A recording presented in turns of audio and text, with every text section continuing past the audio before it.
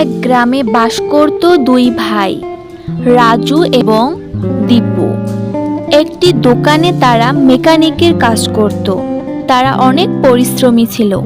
একদিন তারা কাজ করার সময় রাজু বলল, এভাবে কাজ করতে করতে আমরা একদিন নিজের একটা গ্যারেজ খুলব। প্রত্যেক শহরেই আমাদের একটা করে দোকান থাকবে। এসব নিয়ে ভাবতে ভাবতে তারা কাজ বন্ধ করে দেয় এবং স্বপ্নের জগতে হারিয়ে যায়। ঠিক তখনই তাদের গ্যারেজের মালিক গ্যারেজে চলে আসে এবং তাদের এই অবস্থা দেখে বলে, তোমাদের দ্বারাই কি কোনো কাজই সম্ভব না? কাল একজন ফোন দিয়ে তোমাদের নামে নালিশ দিয়েছে। 1 মাসের ভিতরে তোমাদের 16টা নালিশ আসে।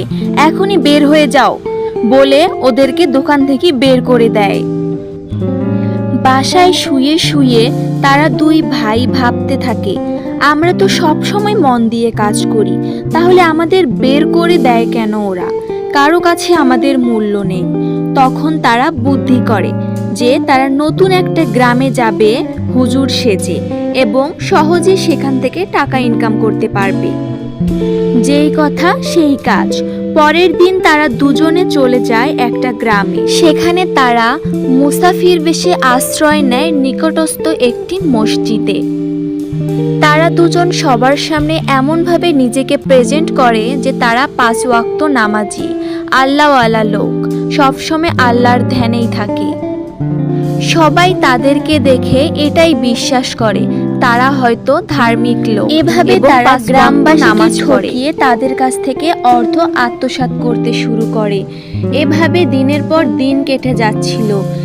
তাদের হাতে মোটামুটি অনেক টাকা পয়সা এসেছিল, কিন্তু তারা তখন এই টাকা পয়সাগুলো নিয়ে খুশি ছিল না।